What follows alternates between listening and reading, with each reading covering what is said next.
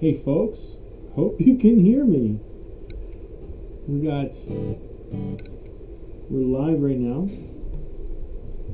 It is Father's Day. Hey, Daddy. I'm on the air. Say hi to everybody. Wait, what? Hey folks, hope you can hear me. It's the live stream. Everybody live right now. Wait. It is Can you get Father's Daddy Day. sound? Hey, Daddy.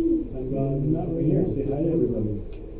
Wait, what? Hey folks, hope you can hear me. It's the live stream. Everybody live right now. Let's see, I'm gonna have to mute this. It is on the return feed here. So here it is. It is Father's Day, and thanks for joining me. It is 6:19 local time, and I've been kind of occupied with Father's Day stuff today. That, in addition to getting a new, we're using a new Wi-Fi mesh router that is, replacing the old, our old Wi-Fi router, and testing that and going through all the business and trying to see what my throughput would be is, it's been a little bit frustrating. But at the moment, we're going live and we're seeing what our how this is going to go. Hello to you who joined. I unfortunately don't see any names. Hi there. One of the things I wanted to cover today is I've, through encouragement by my wife, since I built several guitars for myself and they've turned out rather well, she said that I should actually give this a try. Maybe offer my services in building custom instruments. And so I'm doing that.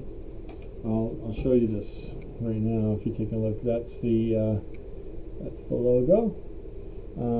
This was actually the very first one I put together.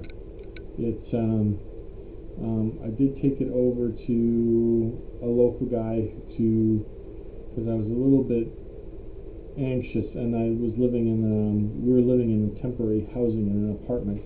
So I asked him to install the Floyd Rose locking nut. Even professionals make mistakes. Instead of stopping the drill partway through, he drilled all the way through the neck. But it's a torrefied, or what they call roasted maple neck with a rosewood fingerboard. It's got really nice abalone inlays, and it plays like you wouldn't believe. As you can see, the action is set up like super low, and it sounds just fantastic. This is kind of going through Mercury retrograde right now, so a few things are a little bit on the fritz, but so right now I've got this thing wired up in the bridge pickup, and it's backwards, just like the Stopacaster is. The bridge pickup is sort of in this leftmost position with the two coils in series, two coils in parallel. You can hear it's a little bit sort of crisper and less mid-rangey. Then there's the two inner coils in series, and then parallel on the neck, and finally neck in series. And this one has just a single volume control, no tone control, just because I thought I would keep it simple. The pickups are from StewMac, so they're just the standard StewMac, golden age pickups, and which are, you know, very reasonable and mimic classic, you know, Gibson humbuckers from the late 50s, early 60s, and give you a really nice spanky sound. The body, I mean, this was sort of, a lot of the project was put together simply because I had a lot of, I was really bored in the apartment, and because after living in Seattle and having a house of our own and having tons of work to do on it, all of a sudden living in an apartment, didn't have a lot to do, and after a few months I started getting a little antsy, and so I thought I'll go online and see what there was available to work on. The body was, it seems like it was an experiment from a company that no longer exists called USA Custom Guitars up in Fife, Washington. And it looks like to me this is swamp ash with mahogany. And it's an experiment. And so I got this for a song, essentially. It was super cheap in their like discard pile. But they still did a really fine job. There's a couple flaws, like you can see there's a knot there. So this was somebody's, you know, just sort of knock something out and see if the CNC machine would actually work, I guess. And then they had this neck in the same sort of clearance pile, and it's just gorgeous. It's actually a lot nicer than it appears, as you can, you know, with the sun shining in, since it's late in the afternoon here. You can kind of see the flame that's coming out on the neck. All I did was I used like a Danish oil to finish this, and it's not, you know, beautiful and glossy and snazzy looking like, say, something coming out of the production line at Gibson or Fender or you know, Ernie Ball Music Man and stuff like that. But boy, does it play, and it plays just.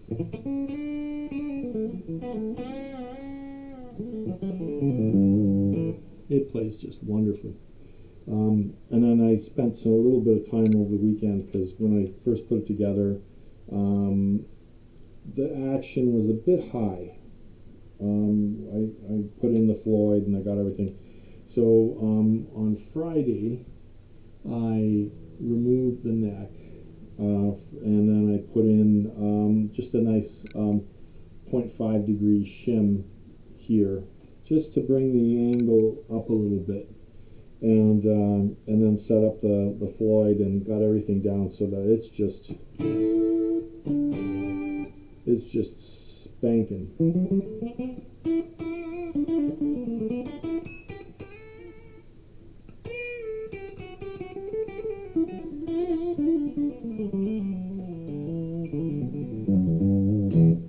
So it's almost as low up here at the 12th fret and beyond as it is down here. One of the other things I noticed, though, when I got the neck angle down, was that this very last fret had not been dressed. It had not been leveled. So you come up here, and the first thing I noticed was I go to the 21st fret and I'm hearing the 22nd note. Still buzzing a little bit, but still.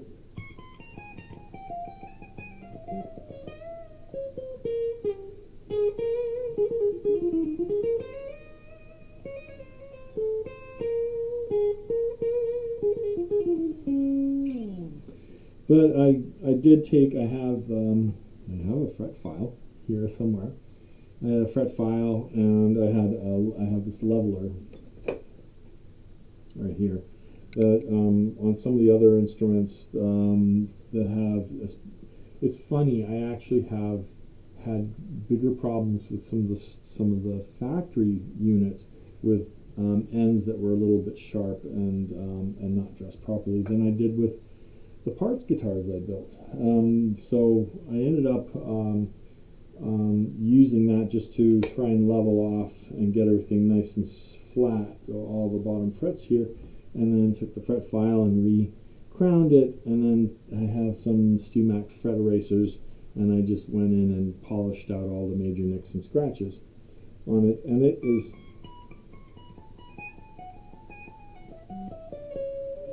a lot nicer. The I'm running this now through the Kemper.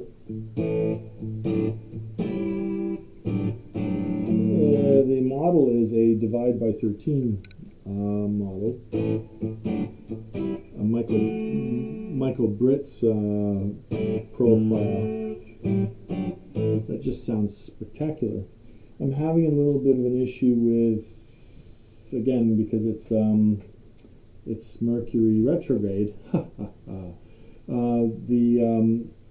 The Tech 21 fly rig, I seem to be getting sort of a weird slapback echo, and I can't figure out for the life of me if it's a Cubase issue or if it's an interface issue or what.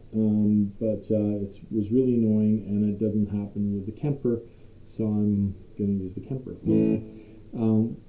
And another thing I wanted to use to be able to show off this guitar a little bit is I pulled out this really old, it was just sort of it is 2 years old. It was just a sort of a funky little thing that I had done before we moved to California, sometime early in the year, in 2018. And it has this, it kind of has a Zeppelin meets Joe Walsh vibe to it. I removed some of the tracks here because they were just not playing with the click very well.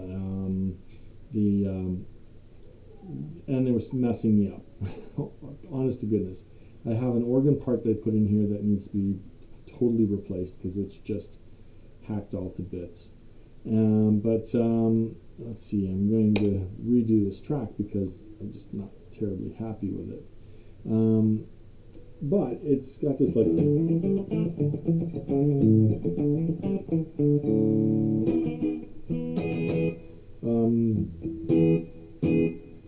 C7 or E7 thing, not E natural 7, E7 that's really funky.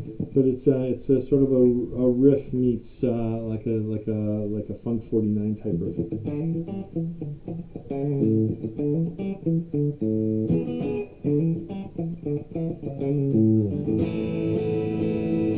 And it ends on this like A5, big, luscious sort of suspended chord.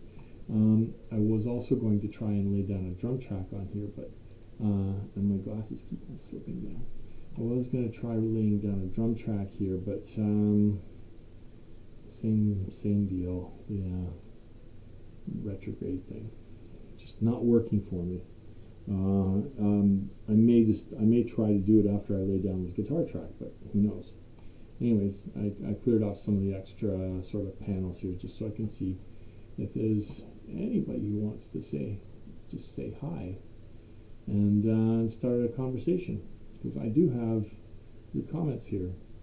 Let's see, I'll do it over here in this window.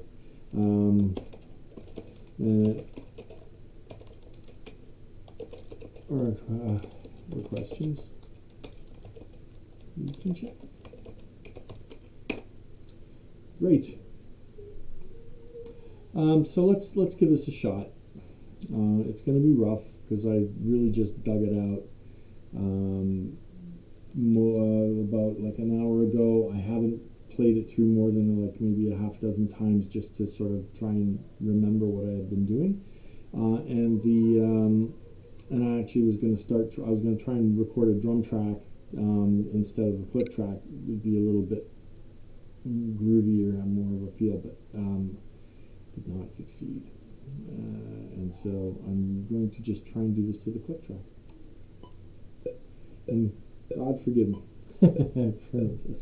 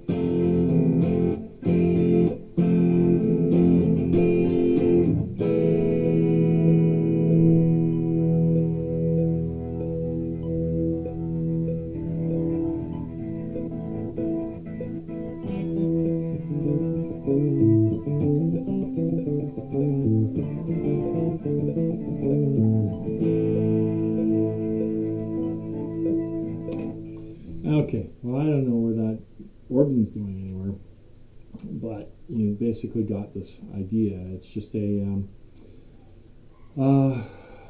it's kind of cool. The thing that really drives this song, I think, is this whole. Is I'm going to E minor 7. So the E minor 7 is the chord, but the B is actually the ascending note. So go from up to the C sus C7.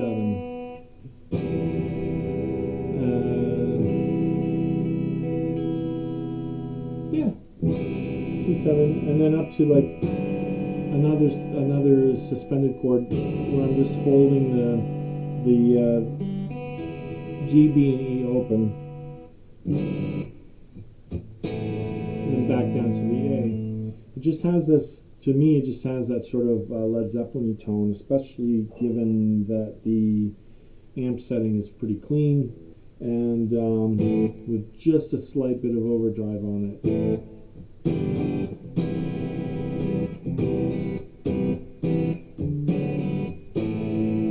That's the hook, actually. That's where, like, the big, the big chorus or whatever lyric will come in and howl on top of that.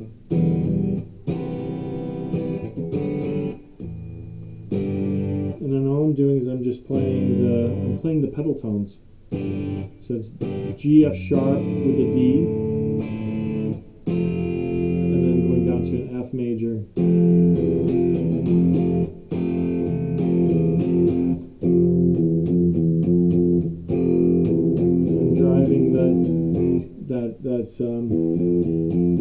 That F7.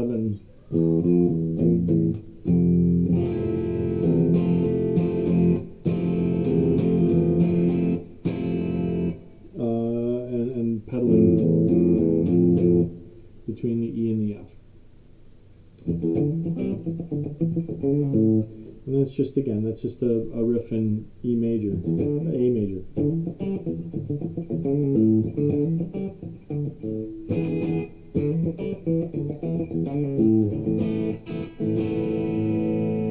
And that's it. So that's actually going to be something that will come out on the next project that follows up this one that is being worked on. That's why it's in such an early state at this point. And again, the organ, the Hammond B3 here is pretty messed up. But the drums, I'm hoping that either I'm going to be able to just put together, either I can do the drums, and make them sound like somebody who knows, really plays them professionally, good sound. Or I'll ask somebody, a good friend who's significantly more talented than me, to come up with something that would be like sort of, I wanted to have a sort of a Bonham-y sort of sound, like John Bonham.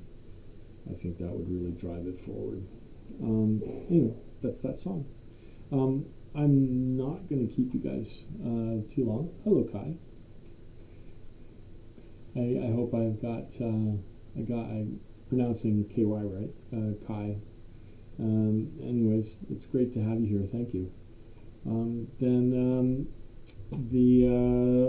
That's about it. I'm going to show you another one of my creations.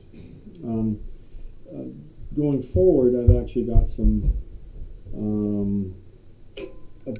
body blanks that I got, some tonewood body blanks that I'm going to carve myself and turn them into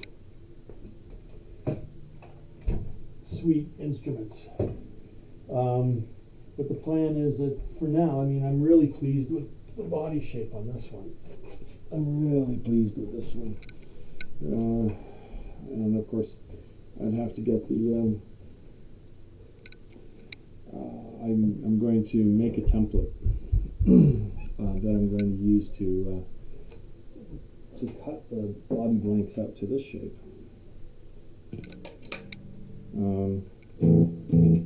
But this one is really sweet, and this one is it's the same neck, but it's a reverse headstock. It's got the older logo etched in with the laser etcher. I have walking tuners, and they are all stepped so that I don't need to use string tree. The nut is a tiny little bit bindy, so on some of the strings, like the longer, thicker strings, it does tend to bind a bit. But I've got graphite powder. It's not terribly attractive because it does stain, but it does do a really good job of making that really super greasy. And then this thing is just, again, the action is like spectacularly low. It's an ebony fretboard with plastic side inlays, and it looks like mother of pearl dots on the front, and it's roasted. I'm so impressed with the roasted necks. They just they maintain their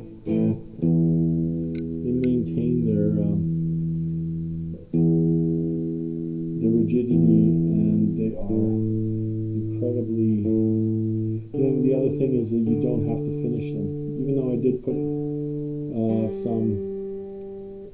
I used some Dutch oil on this but they don't require a finish, and they're super slick.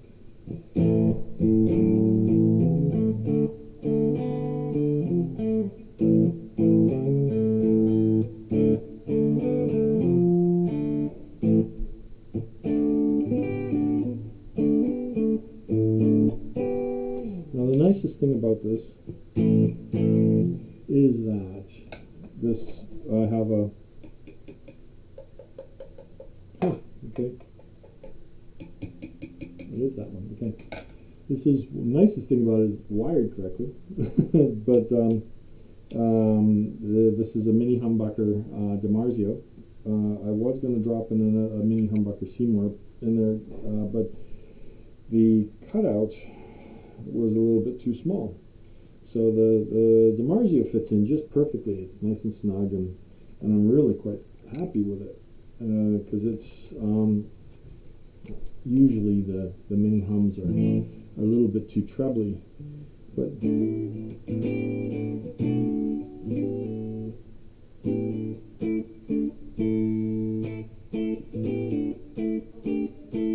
this one just sounds beautiful.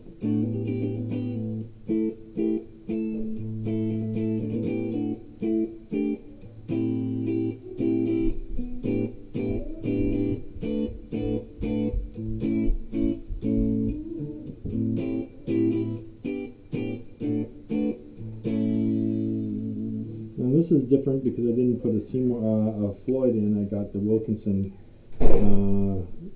Fulcrum Bridge. I actually like them much better, but the other one was cut for a Floyd. So I put a Floyd in, my first Floyd. And as I said, this it's just got this. It's got a nice. It's not as muddy and flat sounding as humbuckers on the neck, and so I'm really happy about it.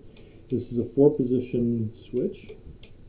So in here, it's this sort of second position away from the neck. It's actually this pickup and the center coil. This is this pickup and with the coils in parallel, and this is with them in series.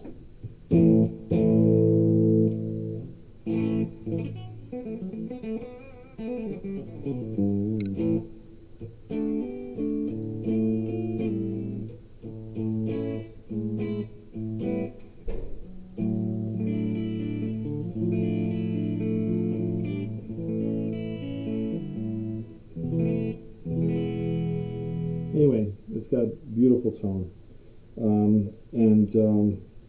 again, body from Warmoth's discount bin.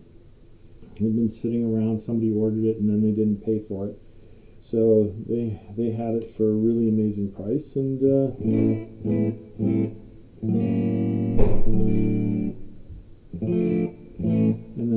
you know, buy a good neck and stick it together. And I really wanted a reverse headstock guitar, just like, you know, sort of tribute to Hendrix, I guess you could say. And then the laser etched. It's a wonderful instrument. And it looks so cool. It looks so cool. With the just a standard pickup jack, cable jack on the end.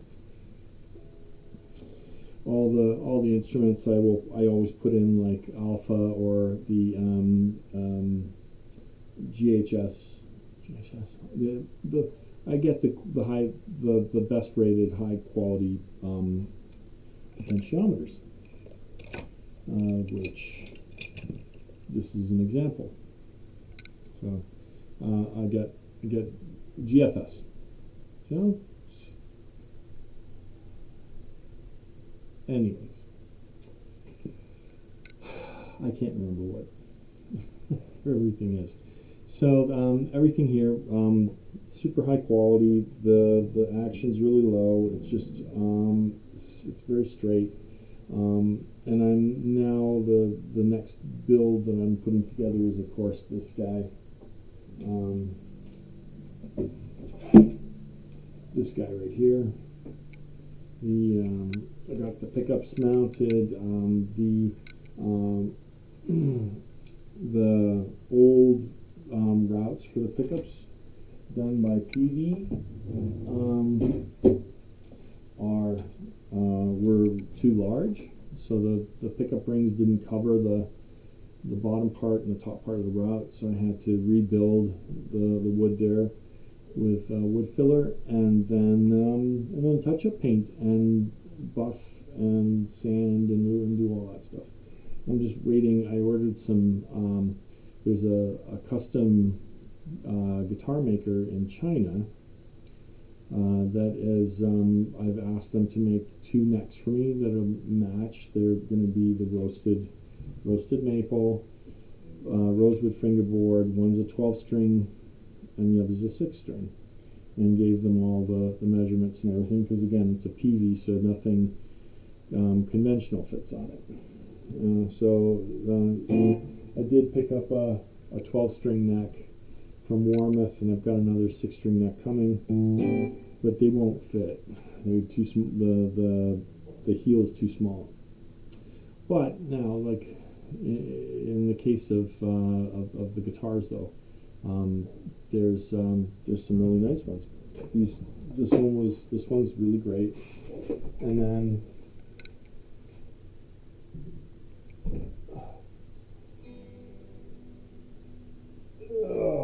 my 17-year-old has a Telecaster I built. He's using it, and it's definitely a rock machine.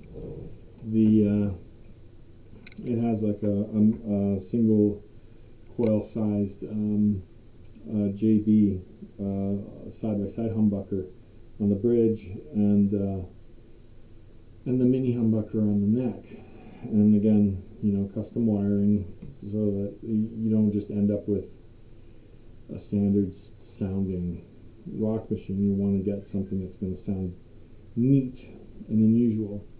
This guy is my 12 string that I put together all around the same time. This was the first one I tried to burn my logo in the headstock, and as you can see, it's upside down.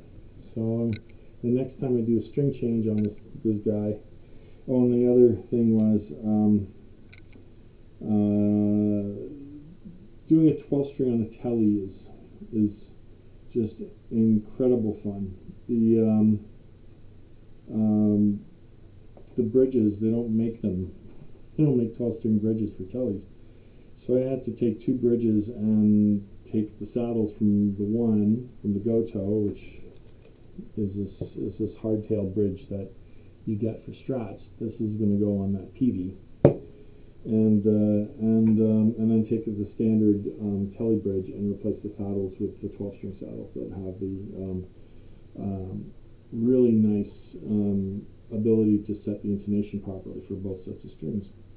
So, but in the meantime, I tried several other ways to do it, and I ended up drilling a few too many times, and so I'm going to have to fix that on this guy. But now that I know how to do it, now that I know what to do and how to put these things together, this is not going to happen again. But this is just a plain old. This is your 12 string.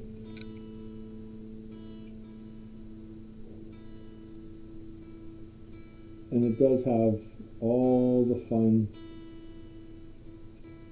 that come with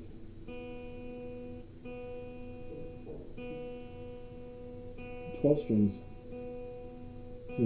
Double the amount of tuning to do.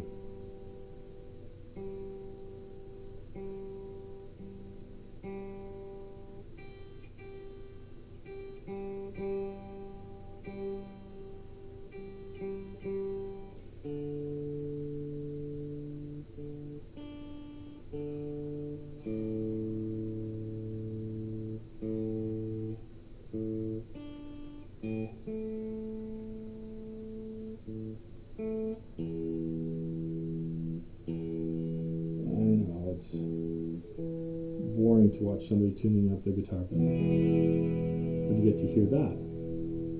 So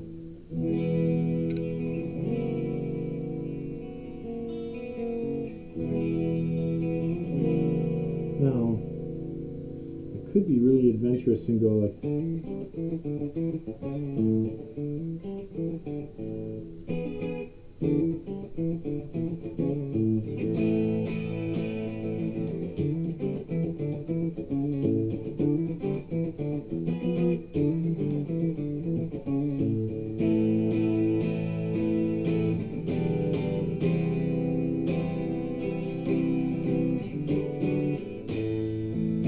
I could use that for the bridge, for the chorus.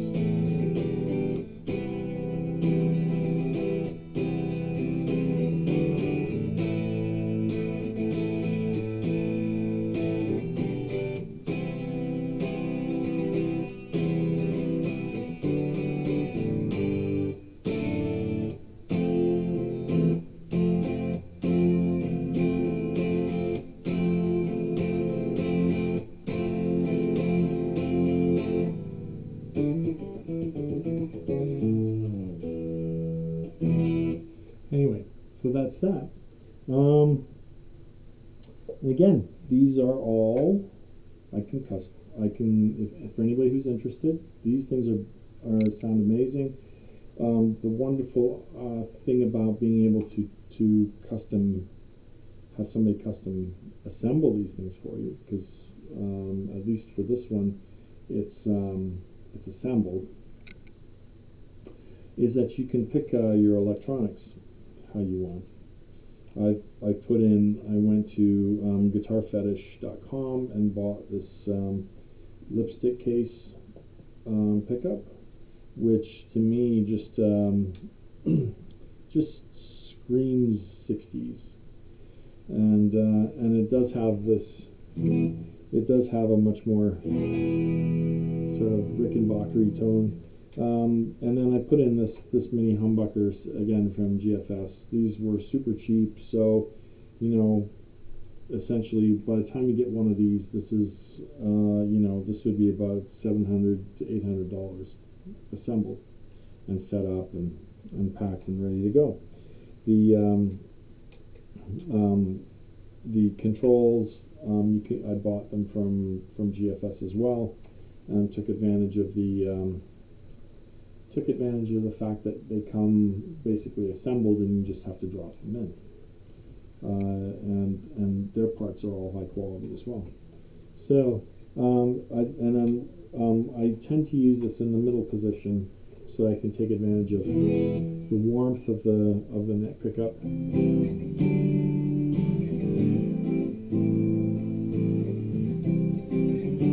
Especially if I'm playing it by itself.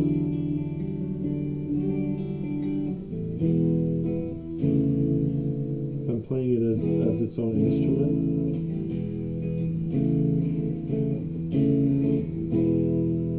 Then it needs to have that little bit more bottom end. But if it's as a as sort of the frosting on top, then I'll go to the trebly setting because I've got something else that's going to sort of cover up a lot of that range.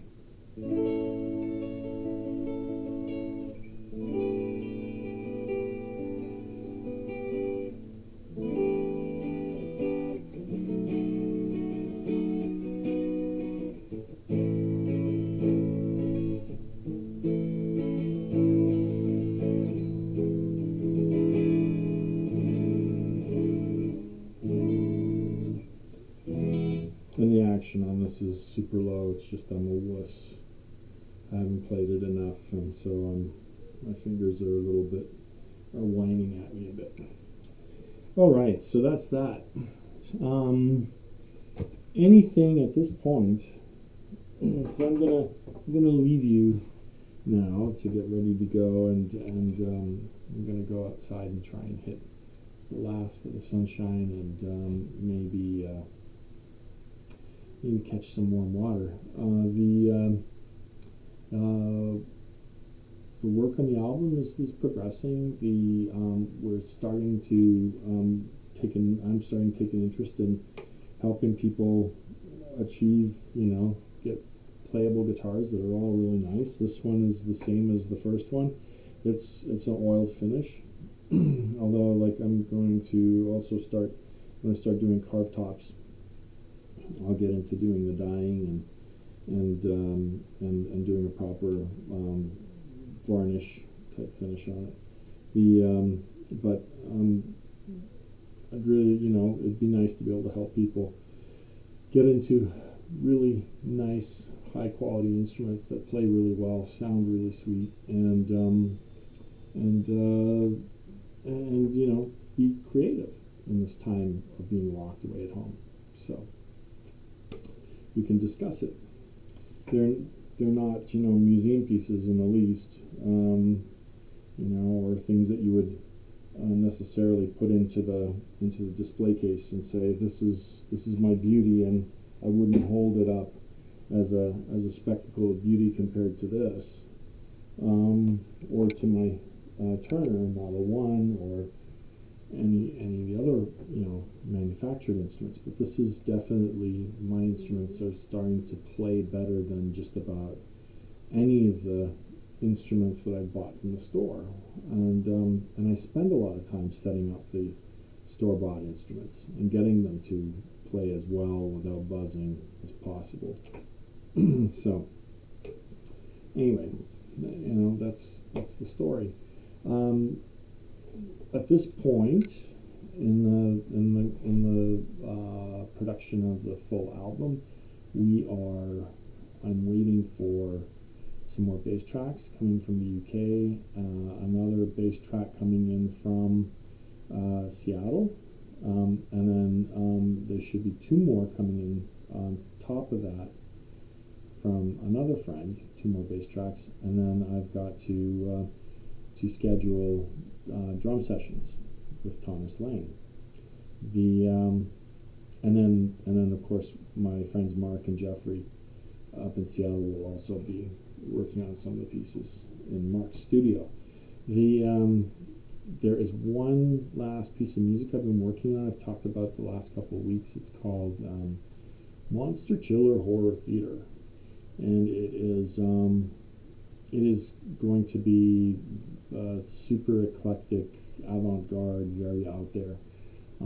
I had an interesting conversation this week with Ryo Okamoto of Spock's Beard, and asked him about collaborating on it, and he's interested, and so I've got to send him what I've got together, and including some of the thoughts of things, and then we're going to also work on the sort of the text, the spoken word part of it. That's going to be in there as well. So together, and that's really exciting. It could potentially, it's definitely going to be the silliest track on the album, but it's also going to be this wicked killer, like technique fest, I think, of just out there. Zappa meets Mr. Bungle meets everybody else, kind of heavy, fucked up, jazzy type stuff. So it's going to be a whole lot of fun to put together. I essentially have 2 months to do it, and then mix it down and get it off to Mayor for mastering the whole album. So that's just about it. That's the progress. And thank you for joining me this week. Again, go back to what seems to be I'm definitely feeling there is a lot of concern in my particular newsfeed on Facebook, especially with the injustice of what's going on with regards to the Black Lives Matter. There is a great deal of fear I have that that is an extremely important and also incendiary thing to have happen, but we're also still in this pandemic thing, and people are choosing to deliberately ignore recommendations to cover up and try and stay safe. So I just want to be able to express that. I think that I'd like to think that all of the people here, all my friends, are going to keep covered up, not only keep themselves safe, but keep everybody else safe around them as well. That we all of us who appreciate sort of a deeper, the deeper music that the progressive rock scene kind of is, that we would appreciate that this is highly important to keep ourselves safe and not be dumb, right?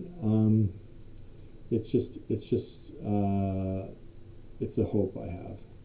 I want to be able to say that all my friends are respecting each other and respecting themselves, and we're all going to be safe and healthy and try and get out of the other end of this as soon as possible, and help the doctors and keep them healthy and safe as well. They're the ones who are going to have to face us if we get sick. So thanks a lot, everyone. I hope everyone had a happy, June 21st, Father's Day for us Americans and North Americans, Canada and the United States. For the rest of the world, hope you had a wonderful Sunday, and we will see you again next week. Have a good one. Thank you very much.